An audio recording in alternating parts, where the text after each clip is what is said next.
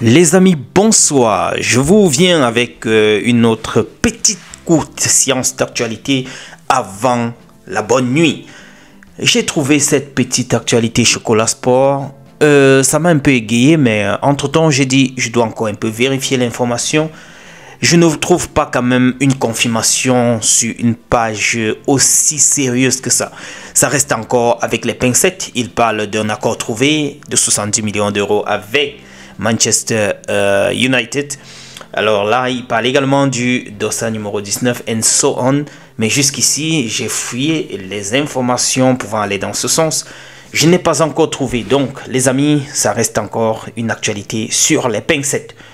Je dirais que nous, Toro et Dani Namasso sont les deux lions qui sont les représentants comme ça là du Cameroun dans la compétition, la Coupe du Monde des clubs.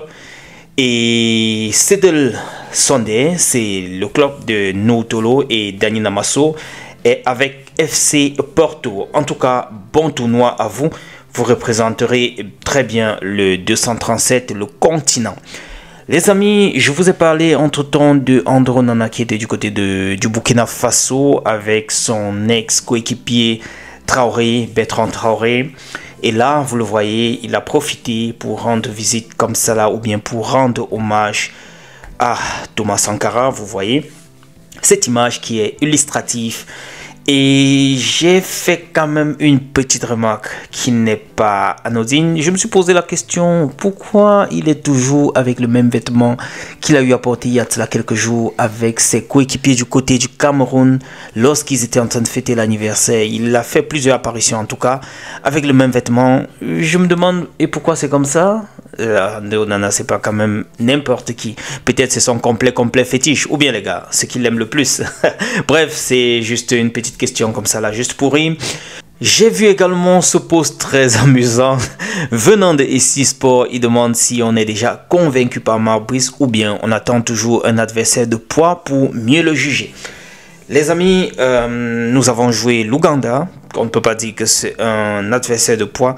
Et on a joué également la Guinée équatoriale qui avait fait très bonne mine lors de la CAN dernière.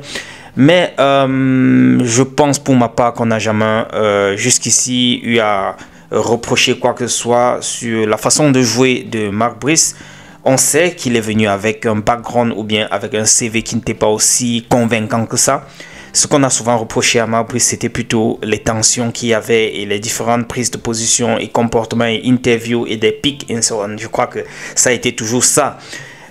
Quant à sa performance sur le terrain, on va le juger dans les gros tournois, dans les vrais matchs. On ne dit pas que tout ce qu'il a eu à faire jusqu'ici n'est rien. C'est quand même, je crois, 10 victoires, je vais dire 10 matchs sans défaite.